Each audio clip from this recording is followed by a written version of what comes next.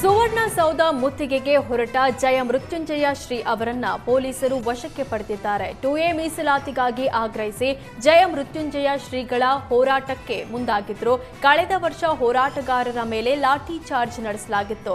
ಇದನ್ನ ಖಂಡಿಸಿ ಕೆಲ ಶಾಸಕರ ಜೊತೆ ಸುವರ್ಣಸೌಧ ಮುತ್ತಿಗೆಗೆ ಹೊರಟಿದ್ದ ಸ್ವಾಮೀಜಿಯನ್ನ ಪೊಲೀಸರು ವಶಕ್ಕೆ ಪಡೆದಿದ್ದಾರೆ.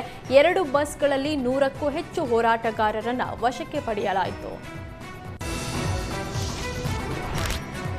ಪಂಚಾಯತ್ ರಾಜ್ ಇಲಾಖೆ ಜೆಇ ಲೋಕಾಯುಕ್ತ ಬಲೆಗೆ ಬಿದ್ದಿದ್ದಾರೆ. ವಿಜಯಪುರದ ಜೆಇ ವಿಷ್ಣು ಪೋಳ್ ಕತ್ನಳ್ಳಿ ಗ್ರಾಮದಲ್ಲಿ ದುರ್ಗಾದೇವಿ ದೇಗುಲ ಫಂಡ್ ರಿಲೀಸ್ಗೆ 6,000 ಲಂಚಕ್ಕೆ ಬೇಡಿಕೆ ಇಟ್ಟಿದ್ರು. ಸಂಸದರ ನಿಧಿಯಿಂದ 2 ಲಕ್ಷ ರೂಪಾಯಿ ದೇಗುಲಕ್ಕೆ ಅನುದಾನ ಮಂಜೂರಾಗಿತ್ತು.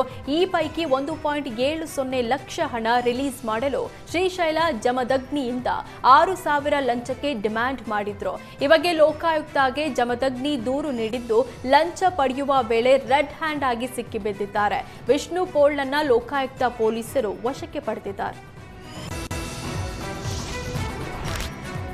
ಬಳ್ಳಾರಿ ನಗರದ ಪ್ರತಿಷ್ಠಿತ ಮುರಾರಿ ಹಾರ್ಡ್ವೇರ್ ಶಾಪ್ನಲ್ಲಿ 1 ಲಕ್ಷ ನಗದು ದೋಚಿ ಕಳ್ಳರು ಪರಾರಿಯಾಗಿದ್ದಾರೆ. 3 ಅಂತಸ್ತಿನ ಕಟ್ಟಡದ ಮೇಲ್ಭಾಗದಿಂದ ಬಂದ ಖದೀಮರು ಅಂಗಡಿಯೊಳಗೆ ಇಟ್ಟಿದ್ದ ಹಣವನ್ನ ಕದ್ದೊಯ್ದಿದ್ದಾರೆ. ಮುಖಕ್ಕೆ ಟವಲ್ ಸುತ್ತಕೊಂಡು ಬಂದಿದ್ದ ಖದೀಮರು ಸಿಸಿ ಕ್ಯಾಮೆರಾಕ್ಕೂ ಬಟ್ಟೆಯನ್ನ ಸುತ್ತಿದ್ದಾರೆ. ಸ್ಥಳಕ್ಕೆ ಶ್ವಾನದಳ ಮತ್ತು ಪೊಲೀಸರು ಬಂದು ಪರಿಶೀಲಿಸಿದ್ರು.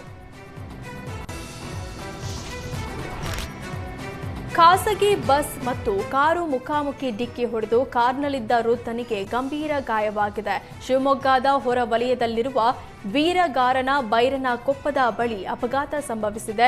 ಡಿಕ್ಕಿಯ ರಭಸಕ್ಕೆ ಕಾರಿನ ಮುಂಭಾಗ ಸಂಪೂರ್ಣ ನಜ್ಜುಗುಜ್ಜಾಗಿದೆ. ಶಿವಮೊಗ್ಗದಿಂದ ಆಯನೂರು ಕಡೆಗೆ ಹೋಗ್ತಿದ್ದ ಖಾಸಗಿ ಬಸ್ಗೆ ಎದುರಿನಿಂದ ಬರ್ತಿದ್ದ ಸ್ಯಾಂಟ್ರೋ ಕಾರಿಗೆ ಡಿಕ್ಕಿ ಹೊಡೆದಿದೆ. ವೃದ್ಧನನ್ನ ಶಿವಮೊಗ್ಗ ನಗರದ ಖಾಸಗಿ ಆಸ್ಪತ್ರೆಯಲ್ಲಿ ದಾಖಲಿಸಿ ಚಿಕಿತ್ಸೆ ನೀಡಲಾಗುತ್ತಿದೆ. ಶಿವಮೊಗ್ಗ ಗ್ರಾಮಾಂತರ ಪೊಲೀಸ್ ಠಾಣಾ ವ್ಯಾಪ್ತಿಯಲ್ಲಿ ಪ್ರಕರಣ ದಾಖಲಾಗಿದೆ. ಪರಪ್ಪನ ಅಗ್ರಹಾರದ ಜೈಲಿನ ರಾಜಾತಿಥ್ಯ ವಿಡಿಯೋ ವೈರಲ್ ಪ್ರಕರಣ ಸಂಬಂಧ ನಟ ಧನ್ವೀರ್ ಮೊಬೈಲ್ ರಿಪೋರ್ಟ್ ಪೊಲೀಸರ ಕೈ ಸೇರಿದೆ. ಆದರೆ ರಿಟ್ರೀವ್ ವೇಳೆ ಮೊಬೈಲ್ನಲ್ಲಿ ಡೇಟಾನೇ ಇರಲಿಲ್ಲ. ಡೇಟಾನೇ ಇಲ್ಲದ ಮೊಬೈಲ್ ಕೊಟ್ಟು ಯಾಮಾರಿಸಿದ್ರ ಎಂಬ ಅನುಮಾನಕ್ಕೆ ಎಡೆಮಾಡಿಕೊಟ್ಟಿದೆ. ಸೈಬರ್ ಸೆಲ್ ರಿಪೋರ್ಟ್ ಜೊತೆಗೆ ಎಫ್ಎಸ್ಎಲ್ ರಿಪೋರ್ಟ್ಗಾಗಿ ಪೊಲೀಸರು ಕಾಯ್ತಿದ್ದಾರೆ.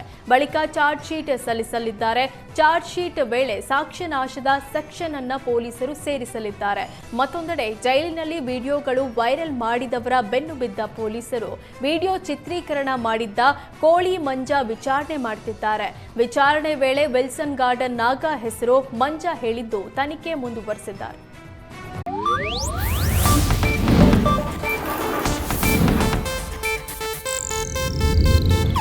ಇದು ಏಷ್ಯಾನೆಟ್ ನ್ಯೂಸ್ ನೆಟ್ವರ್ಕ್ ಪ್ರಸ್ತುತಿ.